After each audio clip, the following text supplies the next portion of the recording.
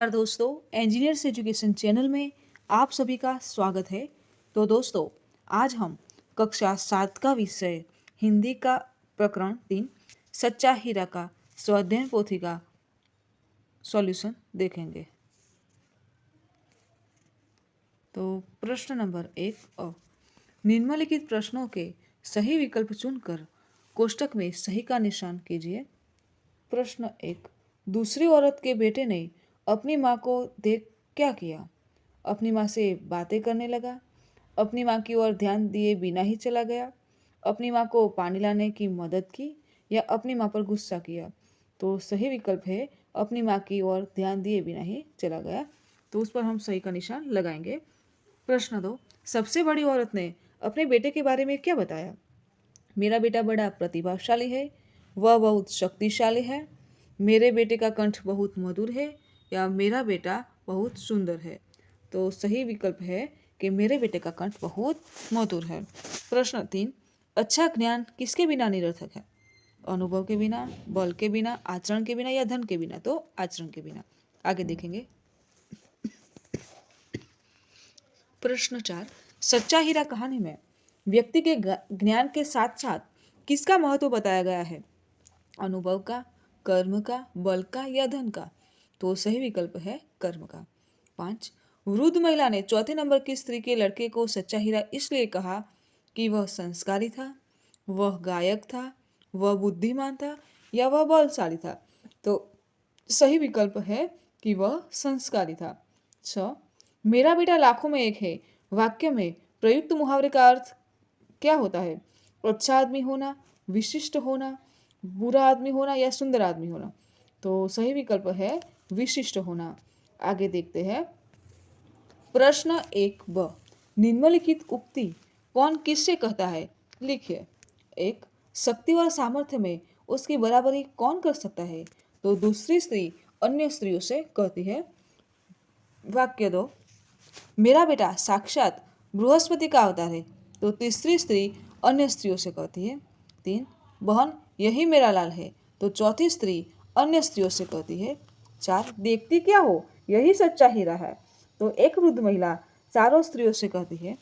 5, मेरा बेटा लाखों में एक है। तो पहली स्त्री अन्य स्त्रियों से कहती है। आगे देखते हैं। प्रश्न 1 क, पढ़िए एवं कहानी विकास के क्रम में लिखिए। तो प्रथम वाक्य आएगा इसमें से कि सूर्य अस्त हो रहा है। दूसरा वाक्य आएगा मेरा बेटा लाखों में एक है। 3, मेरा बेटा साक्षात बृहस्पति का अवतार है। 4, देखो यही है मेरी गोद का हीरा। 5, बहन यही मेरा लाल है। 6, माँ लाओ मैं तुम्हारा घड़ा पहुँचा दूँ। 7, देखी देख दे, देखती क्या हो यही सच्चा हीरा है। आगे देखेंगे। प्रश्न 7, प्रश्नों के उत्तर लिखिए। प्रश्न 1, पहली स्त्री ने अपने बेटे की प्रशंसा कैसे की? तो पहली स्त्री ने कहा कि मेरा बेटा लाखों में एक है, उसका कंठ बहुत मधुर है, वह बहुत अच्छा गाता है, उसके गीत को सुनकर कोयल और मैना भी चुप हो जाती है। लोग बड़े चाव से उसका गीत सुनते हैं। भगवान सबको मेरे बेटे जैसा बेटा दे। इस प्रकार पहली स्त्री ने अपने गायक बेटे की प्रशंसा की। आगे देखेंगे। प्रश्न 2, दूसरी स्त्री ने अपने बेटे की तारीफ में क्या कहा? तो दूसरी स्त्री ने अपने बेटे की तारीफ में कहा कि उसकी बराबरी कोई नहीं कर सकता, वह बहुत ही शक्तिशाली है, वह बड़े बड़े बहादुरों को भी पछाड़ देता है, वह आधुनिक युग का भीम है। इस प्रकार दूसरी स्त्री ने अपने बेटे के बल का बखान किया। प्रश्न 3, तीसरी स्त्री ने अपने बेटे की विशेषता में क्या कहा? तो तीसरी स्त्री ने कहा कि मेरा बेटा साक्षात बृहस्पति का अवतार है, वह जो कुछ पढ़ता है उसे एकदम याद कर लेता है, ऐसा लगता है मानो उसके कंठ में सरस्वती का निवास हो। इस प्रकार तीसरी स्त्री ने अपने बेटे की बुद्धि की तारीफ की। प्रश्न 4, चौथी स्त्री ने अपने बेटे का परिचय कैसे दिया? तो चौथी स्त्री ने कहा कि मेरा बेटा तो एक साधारण लड़का है, वह न तो गंधर्व सा गायक है, न भीम सा बलवान है और न बृहस्पति सा बुद्धिमान। मैं उसकी प्रशंसा कैसे करूं? इस प्रकार चौथी स्त्री ने एक सीधे साधे लड़के के रूप में अपने बेटे का परिचय दिया। आगे देखेंगे। प्रश्न 2 ब। प्रश्नों के उत्तर लिखिए। प्रश्न 1, आप अपने माता पिता को कौन कौन से काम में मदद करते हैं? तो मैं माँ के कहने पर बाजार से चीज़ें खरीद लाती हूँ। इन चीज़ों में साग सब्जी, दवाएं, फल तथा अन्य वस्तुएं होती है। घर की साफ सफाई में भी माँ की मदद करती हूँ।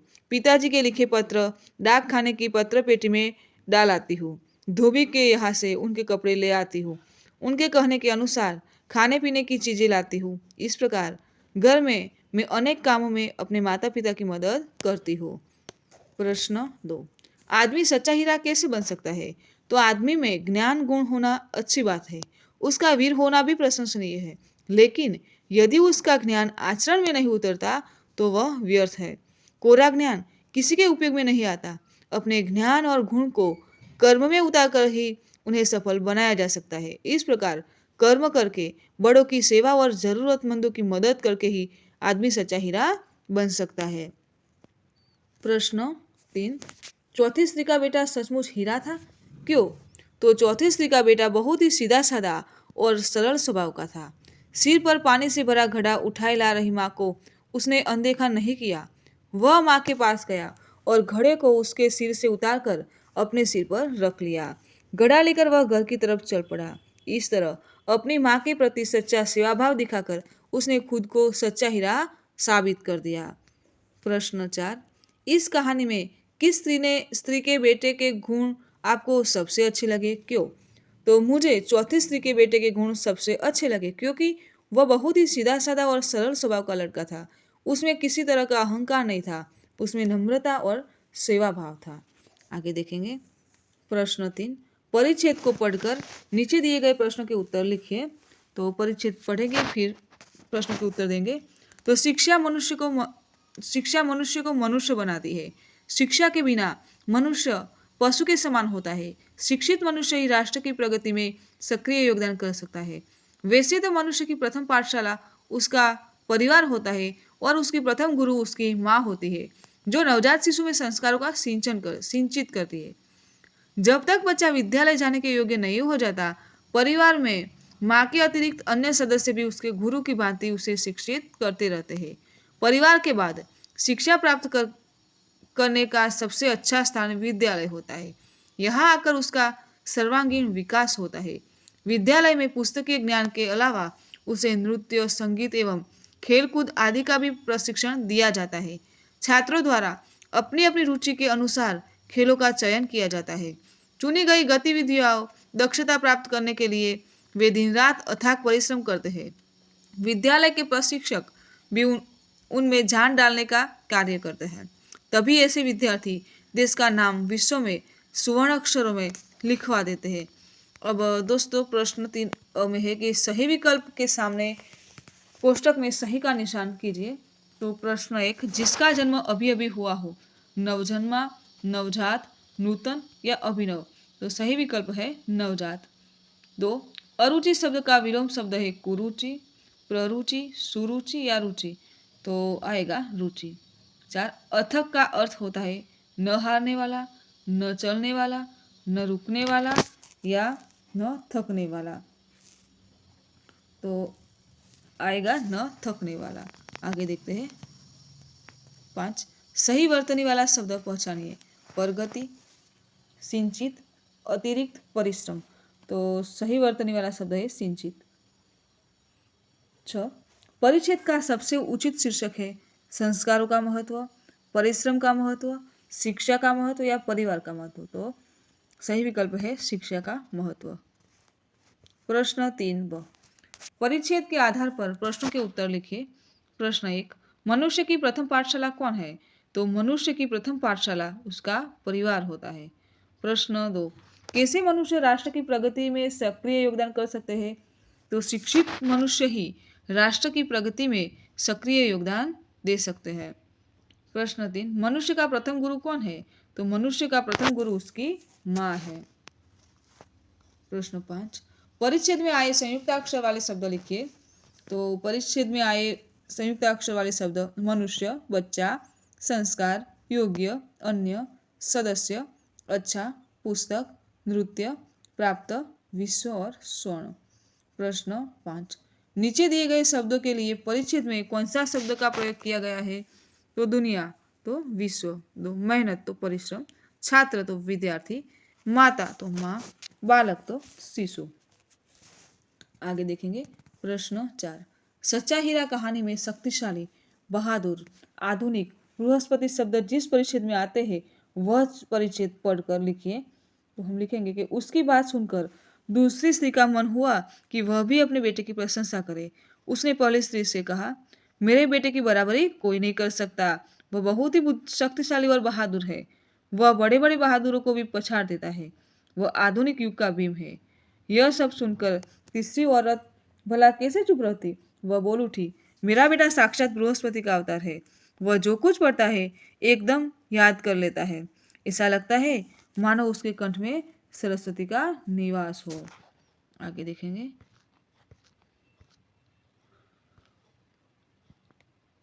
प्रश्न 5 निम्नलिखित ढांचे के आधार पर कहानी लिखिए और उचित शीर्षक दीजिए। तो उसमें मुद्दे हैं छोटा गांव, एक किसान, शहर जाना, सामान खरीदना, भूख लगना, खाने की दुकान पर जाना, दुकानदार बेईमान, कम मिठाई तोलना, किसान का टोकना, जवाब खाने में कम कष्ट होगा, मिठाई खाना कम पैसे देना, दुकानदार का टोकना, जवाब गिनने में कम कष्ट होगा। सीख और शीर्षक। तो हम शीर्षक पहले देंगे कि बेईमान दुकानदार और किसान की चतुराई। और वार्ता लिखेंगे कि एक छोटे से गांव में एक किसान रहता था। वह शहर जाने के लिए तैयार हुआ और सामान खरीदने के लिए बाजार गया। खरीदी करते समय उसे भूख लग गई और वह खाने की दुकान पर गया। दुकानदार बेईमान था और उसने किसान को कम मिठाई तोड़ कर दी। किसान ने देखा और दुकानदार से कहा, तुमने मुझे कम मिठाई दी है। दुकानदार ने जवाब दिया, खाने में कम कष्ट होगा।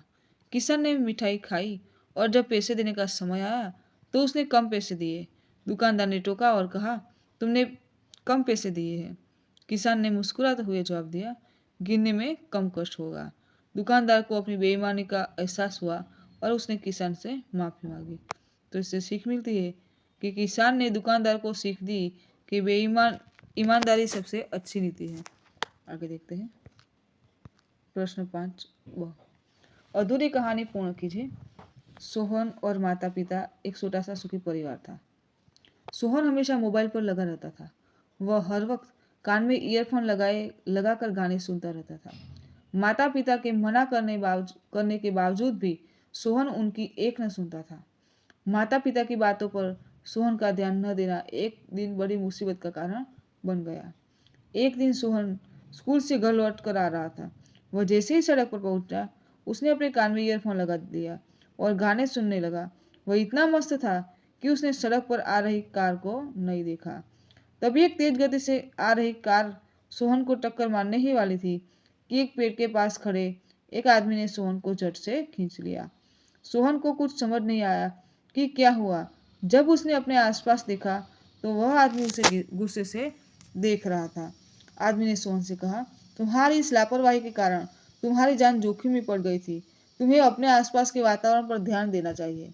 सोहन को अपनी गलती का एहसास हुआ और उसने उस आदमी का धन्यवाद किया।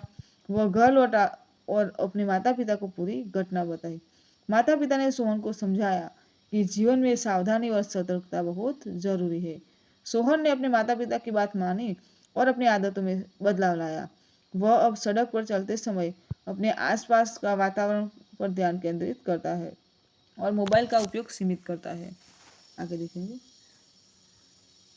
प्रश्न 6 समानार्थी शब्द के सही अर्थ के सामने कोष्टक में सही का और गलत अर्थ के आगे कोष्टक में गलत का निशान करके किसी एक सही अर्थ का वाक्य में प्रयोग कीजिए। शब्द है जल। तो जल यानी नीर, व्योम पानी या वारी। तो जल शब्द का सही अर्थ है नीर, पानी और वारी। व्योम पर गलत का निशान किया है। वाक्य प्रयोग है दक्ष पानी पी रहा है। ऐसे ही शब्द है कंठ। कंठ का सही आंसर है गला, आवाज, स्वर या माला। तो कंठ का सही आंसर है गला, आवाज स्वर। माला के ऊपर हम गलत का निशान करेंगे। अब वाक्य प्रयोग करेंगे कि सुबह पक्षियों की मधुर आवाज सुनाई देती है। दूसरा शब्द साक्षात यानी सामने, सन्मुख, प्रत्यक्ष, पीछे। तो सामने, सन्मुख और प्रत्यक्ष वाक्य प्रयोग करेंगे। चोर को पुलिस के सामने पेश किया गया। तीसरा शब्द प्रशंसा, तुलना, लगन, तारीफ या गुण। तो प्रशंसा यानी तारीफ। तो तुलना, लगन और गुण के ऊपर हम गलत का निशान करेंगे। वाक्य बनाएंगे। अध्यापक ने छात्रों की बहुत तारीफ की। चौथा शब्द सामर्थ्य यानी अभिमान, योग्यता, बल या स्वभाव। तो सामर्थ्य यानी योग्यता और बल। स्वभाव और बल, अभिमान के ऊपर हम गलत का निशान लगाएंगे। वाक्य लिखेंगे। मेहुल को अपनी योग्यता के आधार पर नौकरी मिली। पांचवा वाक्य चहचहाना यानी चहकना, ललकारना, चहकारना या फटकारना। तो चहचहाना यानी लहकना। तो ललकारना, चहकाना और फटकारना के ऊपर हम गलत का निशान करेंगे। वाक्य लिखेंगे। चिड़िया का बच्चा चहक रहा था। प्रश्न 6 सही विलोम शब्द पर गोले का निशान करके विराम शब्द का वाक्य में प्रयोग कीजिए। एक उदाहरण दिया गया है अमीर। अमीर का विलोम शब्द गरीब, विराट या श्रीमंत। तो इसमें है अमीर का विरोधी गरीब यानी कि विलोम गरीब। तो वाक्य प्रयोग किया गया है कि हमें गरीब की सहायता करनी चाहिए। वैसे ही प्रथम शब्द है कमजोर। कमजोर का विलोम क्या होगा? निर्बल, सामान्य या बलवान। तो कमजोर का विलोम शब्द बलवान। वाक्य प्रयोग करेंगे। पहलवान बहुत बलवान था। दूसरा शब्द वरदान। वरदान का विलोम वर, अभिशाप या विश्वास। तो वरदान का विलोम शब्द अभिशाप। वाक्य प्रयोग। ऋषि ने राक्षस को अभिशाप दिया। तीसरा शब्द अंतिम। अंतिम का विरोधी प्रथम, दूसरा या अनंत। तो अंतिम का विलोम है प्रथम। वाक्य प्रयोग। मेहुल परीक्षा में प्रथम आया। चौथा शब्द मृदुल यानी भारी, कोमल या कठोर। तो मृदुल का विलोम है कठोर। वाक्य प्रयोग। हमारे अध्यापक बहुत कठोर है। पांचवा शब्द अस्त। उसका विलोम मस्त, उदय या ध्वस्त। अस्त का विलोम उदय। वाक्य प्रयोग। पूर्व में सूर्य का उदय हुआ। प्रश्न 6 क मुहावरों का अर्थ देकर वाक्य में प्रयोग कीजिए। प्रथम मुहावरा है लाखों में एक होना यानी विशिष्ट होना। वाक्य प्रयोग। गांधी जी जैसा नेता लाखों में एक होता है। दूसरा मुहावरा पछाड़ देना यानी हरा देना, गिरा देना। वाक्य प्रयोग। दुबले पतले युवक ने कुश्ती में पहलवान को पछाड़ दिया। तीसरा मुहावरा सच्चा हीरा होना यानी अच्छा आदमी होना। वाक्य प्रयोग। भारत माता का हर सपूत सच्चा हीरा है। आगे देखते हैं। बराबरी करना यानी मुकाबला करना। वाक्य प्रयोग। हमारे गांव के पहलवान की बराबरी कोई नहीं कर सकता। पांचवा मुहावरा इधर उधर की बातें करना यानी गप्पे लगाना। वाक्य प्रयोग। उधर की बातें करते हुए तीनों मित्रों घर लौट आए। आगे देखते हैं। प्रश्न 7 निम्नलिखित वाक्यों के काल पहचानिए लिखिए। प्रथम वाक्य सोनल ने पत्र लिखा। तो ये भूतकाल का वाक्य है। 2 मैं बाजार जा रहा हूँ। तो ये वर्तमान काल का वाक्य है। 3 पिनल कल गीत गाएगी। तो वो भविष्य काल का वाक्य हुआ। आगे देखेंगे। प्रश्न 7 सूचना अनुसार उत्तर लिखिए। प्रथम वाक्य मैंने आम खाया। वर्तमान काल में लिखिए। तो वर्तमान काल में वाक्य लिखेंगे कि मैं आम खा रहा हूँ। दूसरा वाक्य मैं पत्र लिखूंगी। भूतकाल में लिखिए। तो मैंने पत्र लिखा। तीसरा वाक्य विशाल गीत गा रहा है। इसे भविष्य काल में लिखना है। तो लिखेंगे कि विशाल गीत गाएगा। आगे देखेंगे। प्रश्न 7 क निम्नलिखित क्रियापदों को भूतकाल, वर्तमान काल और भविष्य काल में वर्गीकृत कीजिए। तो क्रियापदों के रूप में खेलता है, जलाया, खरीदेगा, करेगा, गाता है, आएगा, लिखता है, नाचेगा और रहते हैं। तो भूतकाल के वाक्य लिखेंगे जलाया और रहते थे। वर्तमान काल के क्रियापद लिखेंगे खेलता है, गाता है, लिखता है। भविष्य काल के खरीदेगा, करेगा, आएगा और नाचेगा। आगे देखेंगे। प्रश्न 8 निम्नलिखित शब्दों के अर्थ शब्दकोश में से ढूंढकर लिखिए। तो प्रशंसा यानी तारीफ, विराजमान यानी बैठना। 3 प्रवृत्ति यानी कार्य। 4 शक्तिशाली यानी बलवान। 5 आधुनिक यानी नवीन। 6 बुद्धिमान यानी होशियार। आगे देखेंगे प्रश्न 8 ब, निम्नलिखित शब्दों को शब्दकोश के क्रम के आधार पर लिखिए। तो प्रथम में शब्द है जंजीर, जुगनू, ज्ञाता, क्षार, किरण। तो शब्दकोश के क्रम में प्रथम शब्द आएगा किरण, क्षार, ज्ञाता, जंजीर और जुगनू। दूसरे शब्द है अंजलि, अमर, अंगना, अजर, अंचल। तो प्रथम शब्द आएगा अंचल, अंजलि, अंगना, अजर और अमर। तीसरे शब्द है पंकज, प्रकाश, प्यास, पृथ्वी, प्रवीण। प्रथम शब्द आएगा पंकज, प्यास, पृथ्वी, प्रकाश और प्रवीण। आगे देखेंगे प्रश्न 8 क, निम्नलिखित शब्दों के बाद में तुरंत आने वाले शब्द और उसका अर्थ शब्दकोश में से ढूंढकर लिखिए। तो शब्द बाद में तुरंत आने वाला शब्द और अर्थ, तो नियति, तो उसके बाद में आने वाला शब्द नियम, अर्थ अनुशासन। अमन, तो अमनस्क, उदासीन। प्रशंसा, तो प्रशंसात्मक और प्रशंसापूर्ण। क्षमा, तो क्षमालु, क्षमा करने वाला। प्रतिभा, तो प्रतिभाग, राजकर। निवास, तो निवासन और बस कर रहना। आगे देखेंगे प्रश्न 9, कहानी के आधार पर निम्नलिखित वाक्य में से बोल्ड टाइप वाले शब्दों में से गलत शब्द हटाकर सही वाक्य फिर से लिखिए। प्रथम वाक्य है मेरा बेटा लाखों में एक ही आने के तो अनेक चेक देगी और हटा देगी और लिखेगी मेरा बेटा लाखों में एक है। दूसरा वाक्य मेरे बेटे की बराबरी कोई नहीं कर सकता, कमजोरी शब्दों को हटा देंगे। तीसरा शब्द सूर्य अस्त हो रहा है या मस्त हो रहा है, तो सूर्य अस्त हो रहा है, मस्त शब्द को हटा देंगे। 4 भगवान सबको मेरे जैसा बेटा दे, मुझको हटा देंगे। 5 लोग बड़े चाव से उसका गीत सुनते हैं, तो गाते हैं शब्द को हटा देंगे। आगे देखेंगे प्रश्न 10, शब्दों को सही क्रम में रखकर अर्थपूर्ण वाक्य बनाइए। प्रथम वाक्य शीतल में राजहंस जल था, तालाब रहता था के। तो वाक्य बनाएंगे तालाब के शीतल जल में राजहंस रहता था। दूसरा शब्द वाक्य अतिथि थे समारोह कौन के मुख्य, तो समारोह के मुख्य अतिथि कौन थे। तीसरा वाक्य ने झपट कर लिया को बालक नरेंद्र खींच। तो वाक्य बनाएंगे कि नरेंद्र ने बालक को झपट कर खींच लिया। चौथा वाक्य तालाब में नंदनवन छोटा सा एक था, तो नंदनवन में एक छोटा सा तालाब था। आगे देखेंगे 5वां वाक्य सकता बेटे की कोई कर बराबरी नहीं मेरे, तो मेरे बेटे की बराबरी कोई नहीं कर सकता। आगे देखेंगे प्रश्न 11वां, सच्चा हीरा कहानी का सारांश अपने शब्दों में लिखिए। तो प्रस्तुत कहानी में 4 स्त्रियों के 4 बेटों की बात बताई गई है। पहली स्त्री का बेटा बहुत अच्छा गा लेता था, इसलिए वह अपने बेटे को लाखों में एक समझते थे। दूसरी स्त्री का बेटा बहुत ही शक्तिशाली और बहादुर है, इसलिए वह अपने बेटे को आधुनिक युग का भीम कहती है और बताती है कि उसके बेटे की कोई बराबरी नहीं कर सकता। तीसरी स्त्री का बेटा जो भी पढ़ लेता है उसे एकदम याद कर लेता है, इसलिए वह अपने बेटे को बृहस्पति का अवतार बताती है। चौथी स्त्री चुपचाप बैठी थी, उसने बेटे के बारे में कुछ नहीं बताया।